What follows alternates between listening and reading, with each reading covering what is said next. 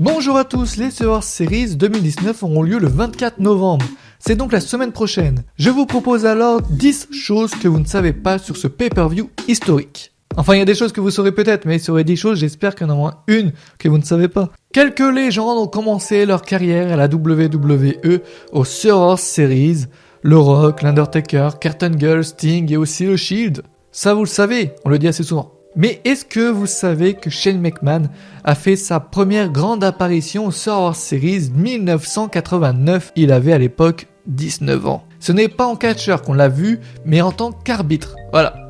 Lui là, il se fera renvoyer par Kevin Owens 30 ans plus tard. Si on a l'habitude de dire que les matchs à élimination sont des matchs traditionnels des Survivor Series, car il y en a chaque année, ce n'était pas le cas pour une édition. Un seul show des Survivor Series n'a pas eu de match à élimination. C'est un scandale, je le sais, pas du tout. Et c'était en 1998. Pourquoi ? Le pay-per-view était tout simplement rempli de matchs d'un tournoi. Le titre de la WWE était en effet vacant après que Ken et l'Undertaker ont fait le tombé en même temps sur Stone Cold Steve Austin dans un match à Breakdown in Your House. The Rock a fini par remporter ce tournoi et donc le titre de la WWE en battant Mankind en finale. Les pay-per-views de la WWE ont généralement lieu le dimanche. Oui, vous vous rappelez en raison des nuits blanches que vous avez faites alors que vous aviez cours à 8h. Moi aussi. Mais au début, les Survivor Series n'avaient pas lieu en fin de semaine.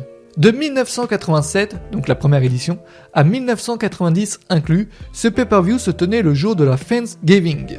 Une énorme fête aux États-Unis qui a lieu à chaque dernier jeudi de novembre. Ainsi, les Survivor Series avaient lieu le jeudi. Et c'est entre 1991 et 1994 inclus, et ils avaient lieu la veille de la Thanksgiving, donc si vous avez suivi, c'est-à-dire le dimanche. Pas du tout, il faut suivre, c'est le mercredi. Et donc c'est dès 1995 que le pay-per-view arrivait le dimanche.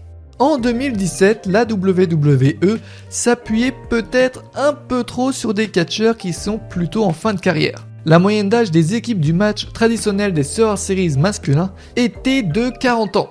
Autant vous dire, ce n'étaient pas des catcheurs très jeunes. 40,8 ans pour l'équipe de Raw, composée de Braun Strowman qui avait donc 34 ans, Samoa Joe 38 ans, Kurt Angle 48 ans, Triple H 48 ans et Finn Balor 36 ans. L'équipe de SmackDown avait quant à elle une moyenne d'âge de 40,2 ans, avec John Cena 40 ans, Randy Orton 37 ans, Shane McMahon 47 ans, Bobby Roode 40 ans et Shinsuke Nakamura 37 ans. En 2018, l'année dernière, c'était 37 ans pour Raw et 41,8 ans pour SmackDown. Où sont les jeunes talents à la WWE ? Ils sont pas dans ce match en tout cas. Jusqu'à aujourd'hui, aucun catcheur n'a réussi à se faire une équipe complète durant un match traditionnel des Survivor Series. Mais 3 catcheurs détiennent le record d'élimination en un seul match. C'est d'abord Aja Kong qui l'a établi en 1995 avec 4 éliminations. Roman Reigns l'a suivi en 2013 avec également 4 éliminations. Et Braun Strowman est entré dans cette petite liste en 2018 avec donc 4 éliminations. Le titre de l'ECW a plus été défendu aux Survivor Series que le titre universel.